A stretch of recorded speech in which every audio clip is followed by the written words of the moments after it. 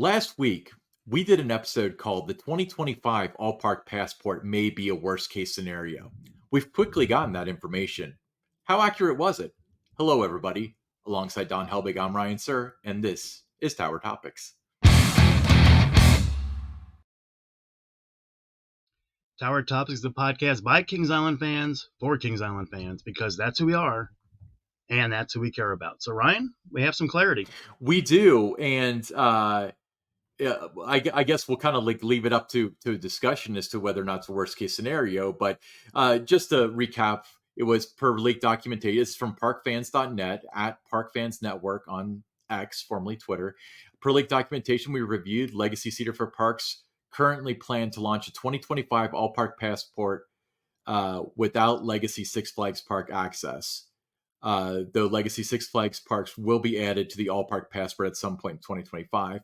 They did a second half of this tweet saying that the add-ons such as meal plans, fast lane, things of that sort would not be able to be used at the Legacy Six Flags parks throughout all of 2025.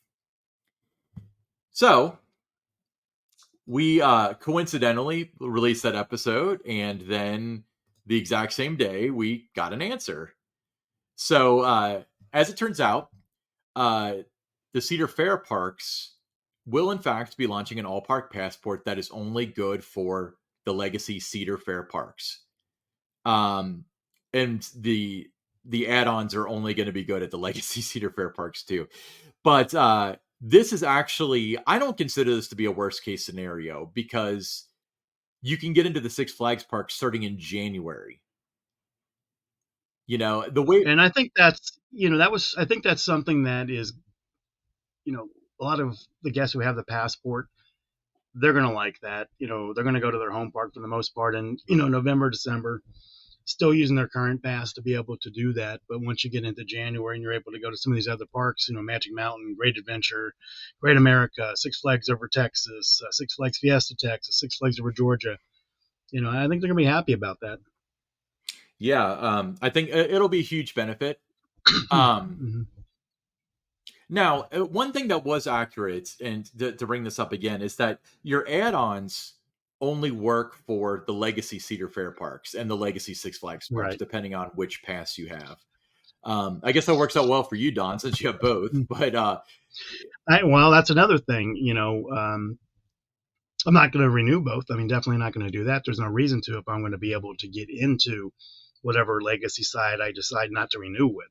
The only difference is, I would have to buy, food and drinks and that in the park. So, but yeah, I mean, you can't have every, Rome wasn't built in a day. So you're talking, I don't know how many millions of between the two chains you had of pass holders trying to merge all that together with the technology and everything. I mean, that's a process. And to be able to have this ready to go by January, that's a little ahead of where I thought they might be. Yeah, well, to me, and I expressed this in the the original episode, they've known about this at least since October. And the reason why I know October is because Matt Ouimet resigned from the board in October, and he put on LinkedIn recently that one of the reasons he resigned was that he feared that with the merger coming, there would be less of a focus on value and more of a focus on, the budgetary concerns. And he wanted to be on the entertainment side, not on the number side of things. So that means that they were pretty sure that the merger was going to go through at least in October. And on top of that, he was pretty confident it was going to go through, because if he didn't think it was going to go through, why would he have resigned? Right. So there was a long time. So I'm glad that they were able to get it together. I think that, early to mid January is understandable. I don't necessarily know what the kind of technological constraints are going to be for this. I recall when we had the Max Pass, I think in 2007, which was the first all park add-on thing. I remember going to Cedar Point and they physically had to write down the 32-digit code on the back of your season pass. So I don't know if it's going to be a situation like that or not if you visit Six Flags over Georgia or whatever. But it does kind of imply that maybe that is the case.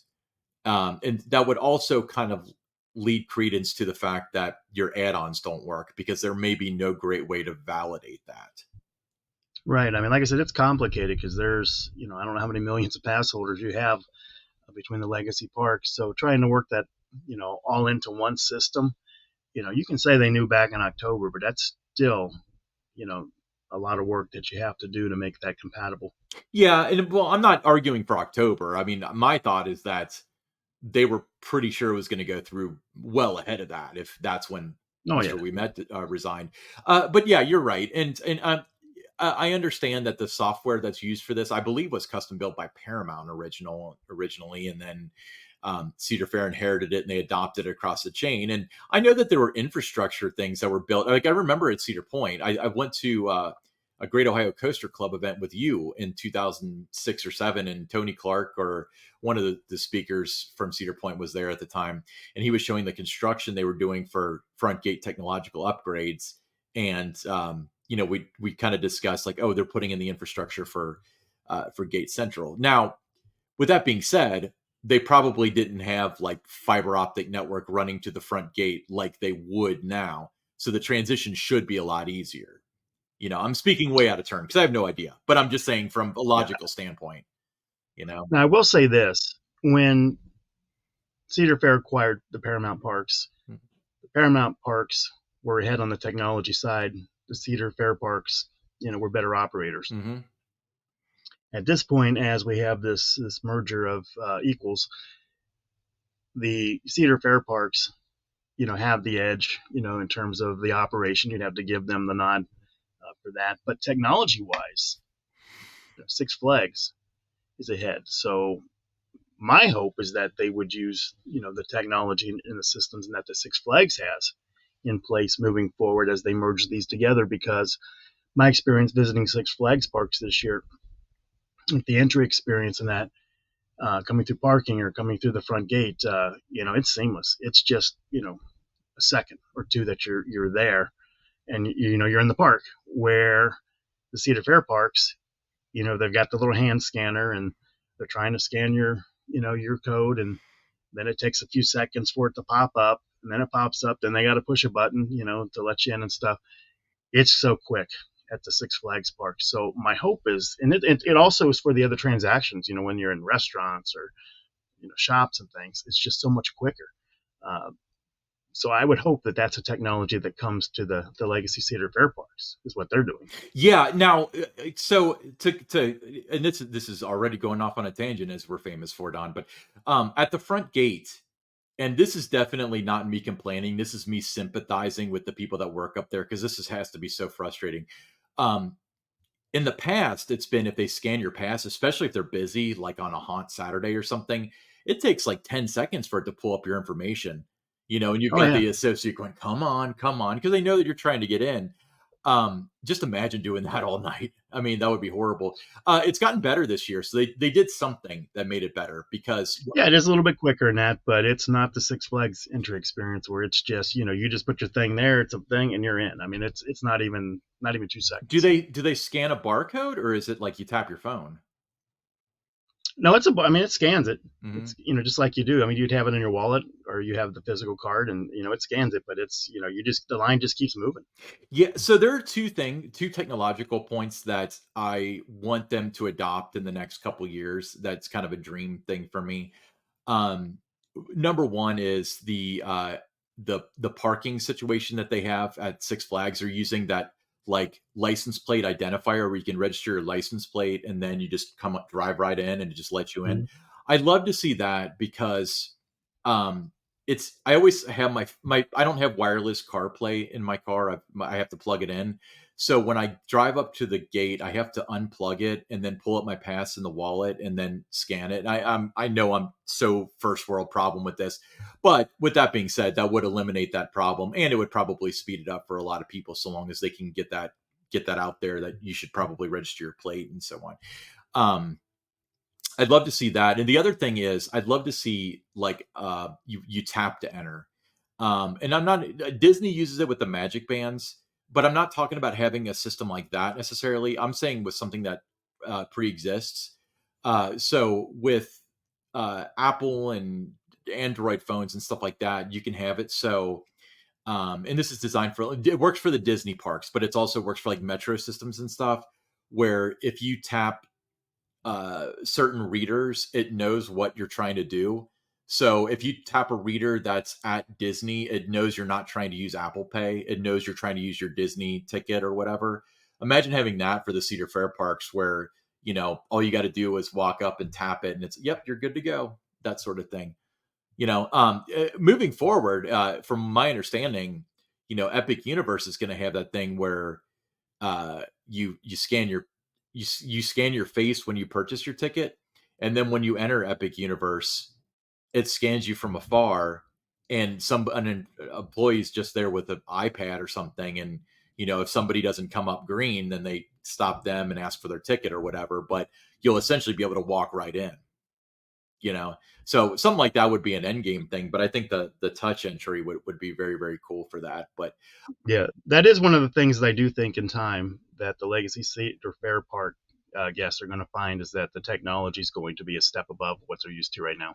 yeah, I agree, and I also think that Six Flags is also, their advantage isn't necessarily their mastery of technology; it's their willingness to take a risk on technology. So I don't know if those people are still in the mix now. I mean, who knows with the merger, but with a lot of the Six Flags people, they're willing to. We did an episode on AI. Now we dissected the article, and it's like what they're doing isn't really groundbreaking AI, but the fact that they were thinking it to themselves, like, how can we use this to integrate into the parks, I think is pretty huge.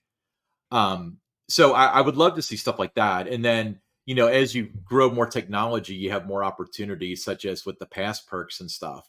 Now, pass perks, admittingly, does kind of serve a function now. It's not a dream come true from a marketing standpoint. Um, it's half the equation, because right now they're pushing out the prizes that they want you to have. Oh, attendance is light. Let's give out some bring a friend tickets. Not necessarily on the other end of, hey, attendance is light. Let's drive attendance with pass perks. I don't think it's there yet. But with additional technology, and with the AI stuff, you can, determine patterns. And, Ryan's walked into the Emporium and looked at the shirt 3 times. Maybe a 10% off coupon will entice him to actually buy it. That sort of stuff. That's what's on the horizon if they continue to invest in technology the way that Six Flags has. I agree with you on that. Yeah, but it is a bummer that your meal plans and stuff don't work.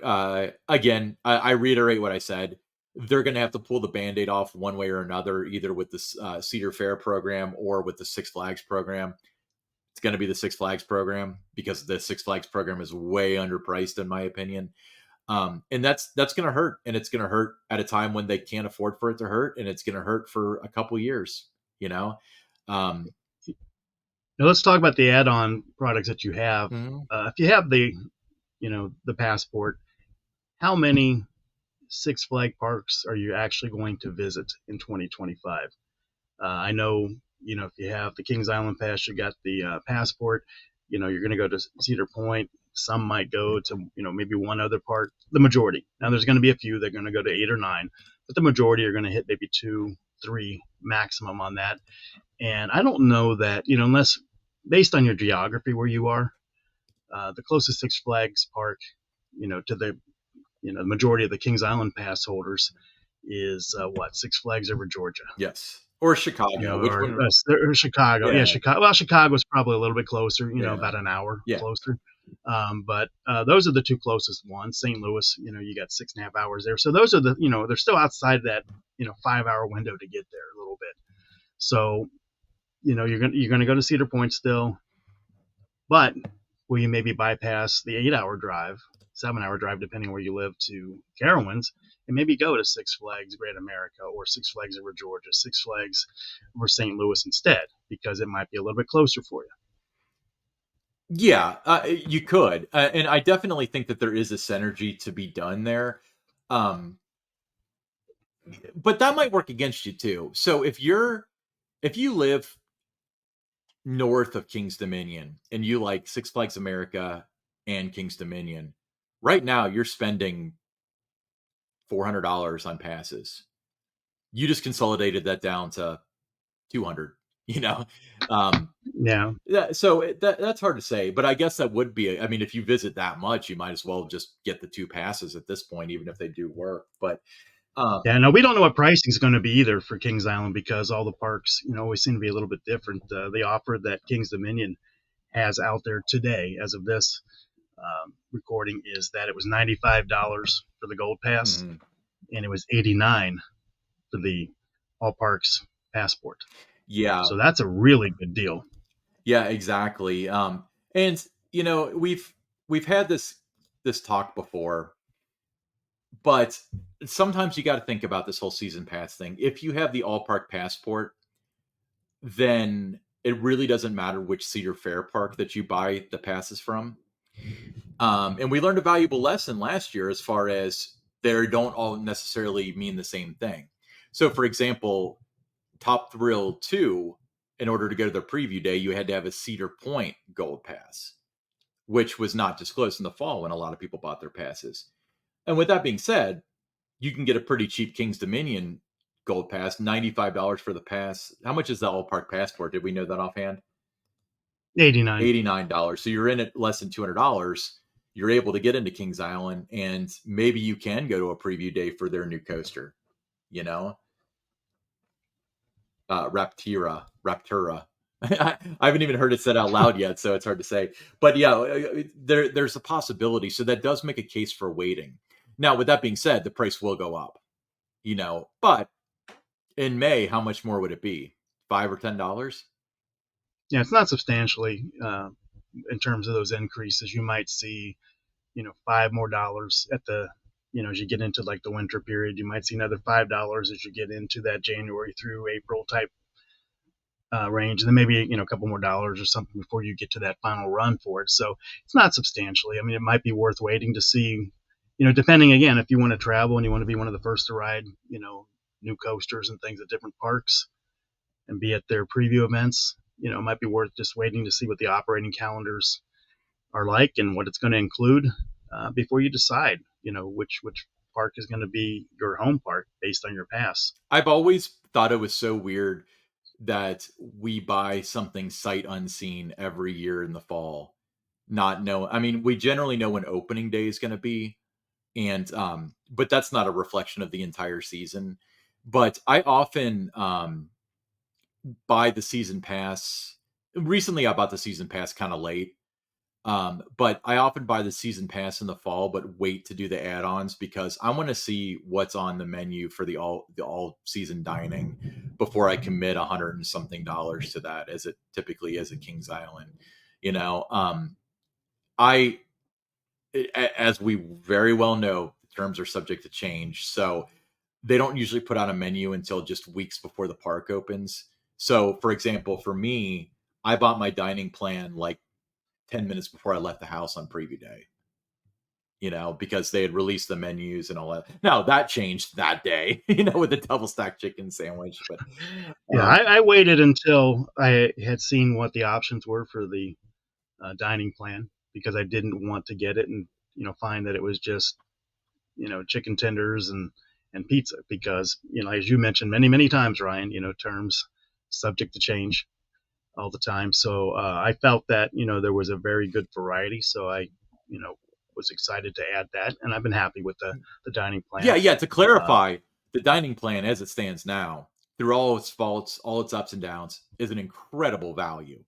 If you're going to visit the park more than twice, like you're kind of crazy not to. Yeah, and for me, it's foods. If I was going to every time I went to the park buy a meal, um, I've been able to experiment and try things I wouldn't have. Yeah, Like French Corner has a couple of items that I've tried that I would not have under other conditions, and that if I didn't have the dining plan. So for me, it's allowed me to really explore what the culinary experience at Kings Island is like by having the dining plan. I wish you were one of us in 2022 and got to have the food that year, like the Flight Commander fries. Mm.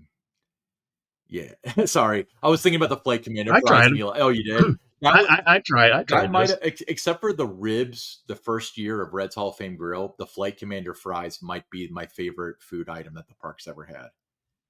We got that Yeah, those so were many good. times. It was so good. Um, yeah, so basically, the tweets from the Park Fans .net thing, they when it came down to it, I think that you and I, in the defense of the people that were naysayers, we kind of worked off of, oh, sometime in 2025, so it could be June 15th. We weren't thinking early January. Not January, So, no. so I didn't think it would start until like March or April, actually. But yeah, yeah, January. I mean, I was excited to see that. yeah, it's a bummer about those add-ons. I understand. By the way, so there's not always. Oh, by the way, how many of those parks are you going to after January 5th? A lot of them aren't going to be open after January 5th. So Well, before that start January date. 5th is a real important time frame.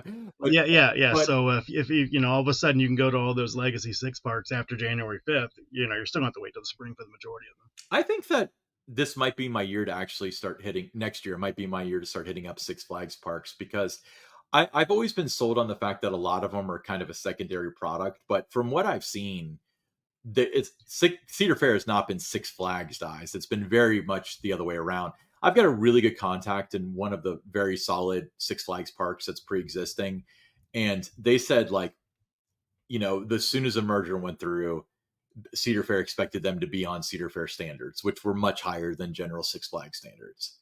So I think that's a positive. And I've said it before, especially on our other podcast, the Attraction Group podcast, where I've not gone to a Six Flags park and had a bad experience. Mhm. It's always been good. I mean, I've gone where there's been one train operation or something, and it might have been the time of year I was there. But, many visits to Six Flags over Georgia, always had a great time. Six Flags Great Adventure had a good time. Six Flags Great America was just recently there and had a season pass there, in the late 1980s into the 90s, and always had a good time. So I never really understood the panic and everyone trying to uh, put Six Flags down like it was a second rate parks and that. Some of the other ones, the smaller ones in that, maybe that don't get a lot of attention or something, maybe, aren't as well run. But the majors that I've been to, I mean, you know, I was always impressed with the operations. Well, my only experience with a Six Flags park was really when Kentucky Kingdom was a Six Flags park, and that was never their shining star. That was always their redheaded stepchild, more so than your Darien Lakes or anything like that. But s- I, I mean, yeah, one train operation, stuff like that. You don't see that too much at Cedar Fair. Um, No, and no. and it's usually it's one train operation if it's really really dead. We're very fortunate with Kings Island that it's almost always all the trains, you know. But I could see that changing. I could see them. I mean, if they're bringing things up to Cedar Fair standards, maybe they would say like, look, if you want to offer a good experience, do this. Because how easy would it be for Cedar Fair to have been like, okay, let's keep that surcharge in there. They're used to paying it now, and then they can make an extra couple bucks. But no, they did the right thing and they took it out. So Yeah. I Like my last visit to Six Flags over Georgia, Goliath, Mhm. two trains were off, into the storage area and one train operation. Yeah. I'm there on a Thursday and the wait time was about an hour and 10 minutes. Other rides had full capacity in that. So I don't know why that was the one ride that was running only one train. But like again, for the most part, the associates I've run into at Six Flags parks, great. I've not. I mean, it wasn't as the variety wasn't there that you now see at some of the Cedar Fair parks that I've gone to in terms of the culinary experience. But the food I had, the pizza and the burger stuff, were still pretty good. Well, And okay. Well, let me stop always you had, I there always had a though. good time. Yeah, I always had a good time though at Six Flags parks. But we have not, It might be, that's been my we experience. have not discussed that they're already hiring executive chefs at the Six Flags Yes. parks. So Jeffrey Siebert, GM or park president, sorry, of Six Flags Fiesta Texas, posted a call for that. So to your point, that's going to be changing almost certainly. I mean, yeah, that'll be elevated exactly. So, um, yeah, I mean, there's a lot of reasons to be excited if you're on the Six Flags side, as somebody that's your home park, and a lot of reasons to continue to be excited if you're on the Cedar Fair legacy side, like Kings Island. I think part of it also is when we talk about next generation and stuff.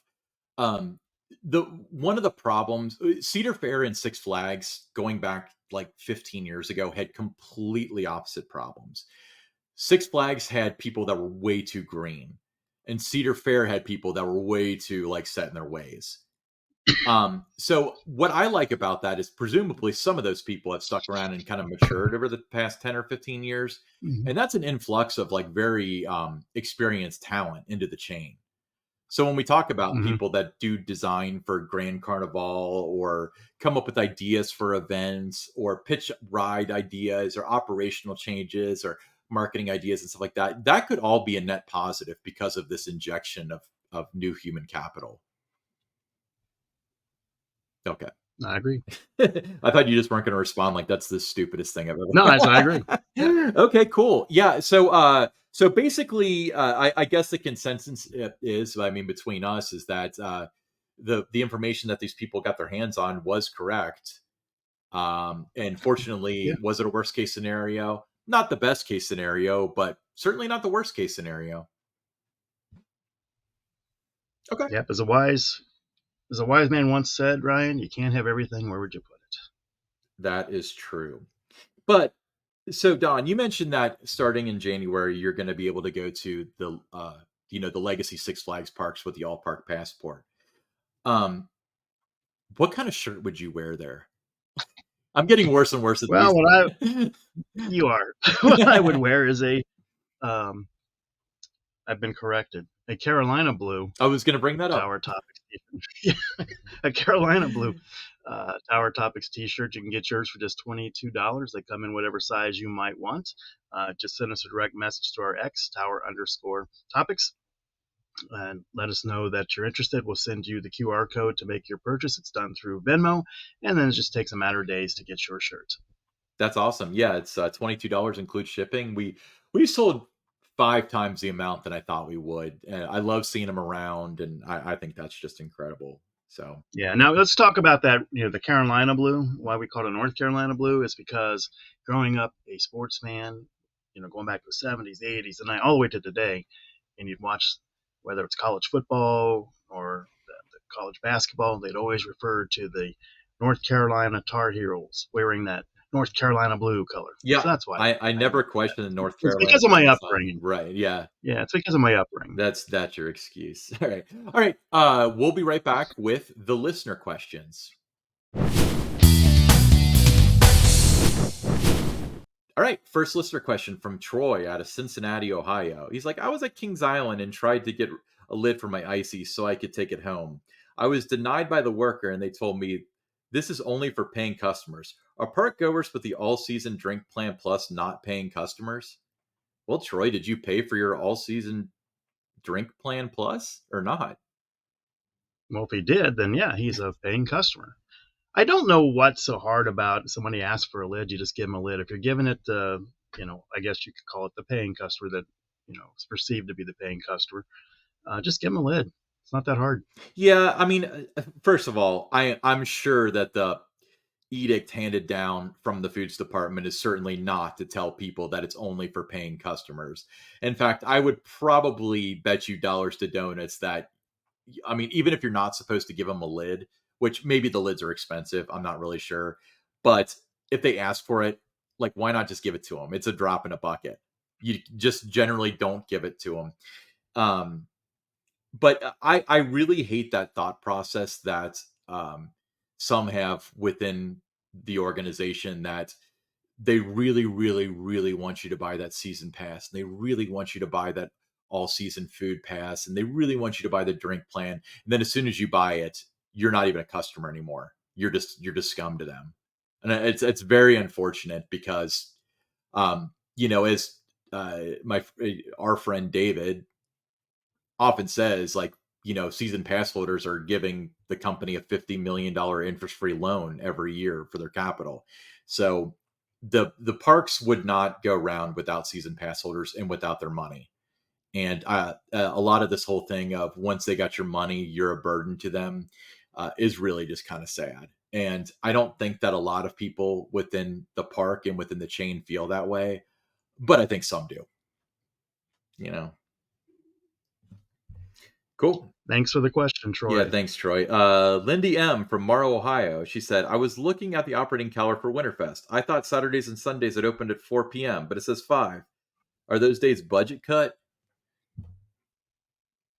I mean, I don't know, but yeah, they used to be 4. Yeah, I mean that surprised me after I saw this question. I went to look at the calendar and I saw that yeah, it is 5 o'clock on Saturday and Sunday. So I don't know how many days that what's it going to be like, you know, 10, 12 days or whatever. So 24 hours of savings and operational costs and things there that goes into that. Now they are opening 1 week earlier, not just because of the way Thanksgiving fell, not because they wanted to add 2 more dates to the calendar. It's because of where Thanksgiving fell. But yeah, I mean, there's 24 less hours to go on those weekends. So Carowinds, I don't know if they still do, but the second year I think they started opening at 2. And additionally, a lot of parks open for Winterfest the weekend before Thanksgiving, and then they're open maybe a week or two into January. Yes, Why hasn't Kings Island explored that? At least in your experience. it's never been the situation. Going back to even the earlier days of Winterfest, that New Year's Eve, that was the big finale, and you just kind of stopped everything there and got ready for the next season. I don't think you need to be open the first weekend in January or anything like that. I think, sure, people would come, but I don't think you need to be. I think it's a good way to have New Year's Eve kind of be that grand finale of Winterfest. I don't disagree with you there, but I don't mind. I don't mind that. Yeah, I don't mind that either. I think it's a good thing because I think it's a great way to send off the season, as you said. But I do think that maybe they should open a little bit earlier, just simply because there's never a night, unless it rains or something, where Winterfest isn't busy. So you would have a Yeah. lot more capacity if you added a weekend or two. But Now Winterfest used to open at like 2 in the afternoon. There was a time, yeah, where you had enough of a day to where they needed 2 separate casts for the Fest House show. yeah, So there was that time, but yeah, I mean, but 5 to 10, it's it's a relatively short night really when you think about it. If you're gonna eat a meal, you're gonna watch a parade, you're gonna ice skate. You're pretty much done for your night almost yeah. right there. That's Mrs. Claus's cookies, all that. Yeah, that's one of those things where it's like I I always thought that it kind of worked to their advantage because you can't do it all in one night. So it constitutes at least 2 visits. But yeah. Plus, you can't use your dining plan twice. If it opens at 4, you get a meal right away. You get one just after 8. So yeah, kind of cuts down a little bit on right, how right. many times you can use that dining plan too. But don't you think that people would see something like Mrs. Claus's Kitchen and be like, "Well, let's watch the shows and ice skate and do this and that, and then we'll go do that," and then that ends up getting cut up due to time. Yeah, I think something like that where it's like they delayed doing it because they're not eager to spend money. I guess ice skating would have been a bad example, but um, I feel like the shortened hours make that suffer and things like that suffer. Maybe even the ice yeah, skating but too. there's not. Yeah, you can't do a lot in 5 hours And if you ice because skate, that's a 90-minute session, I think. But that's between getting your skates on and stuff. I mean, that's what, 2 hours, 15 minutes of your time. So that's yeah, and all if you're you're doing gonna that watch night. like Tinker's Toy Factory, you're talking 40 minutes there, to get into the theater, getting out, and everything. It's a 30-minute show. Uh, yeah, you're only gonna be able to do 3 or 4 things really. When you lose that hour, when you look at things that way. Yeah. Now I don't know for sure if the shows and stuff opened earlier on the days that the park opened at 4, or if just the park in general opened. So there probably wasn't a whole lot to do. It was probably more of a crowd control thing. Um, Well, you had the rides open. They were ready to go at 4 o'clock, and yeah, but you I could eat. think The restaurants were open. the rides are such a non-issue with Winterfest since they're such a minor part. I'm not saying that's a bad thing, but I'm saying that's a reality where it's, you don't have people lining up for Orion because they get an hour early or whatever. It's just not the Right. same thing.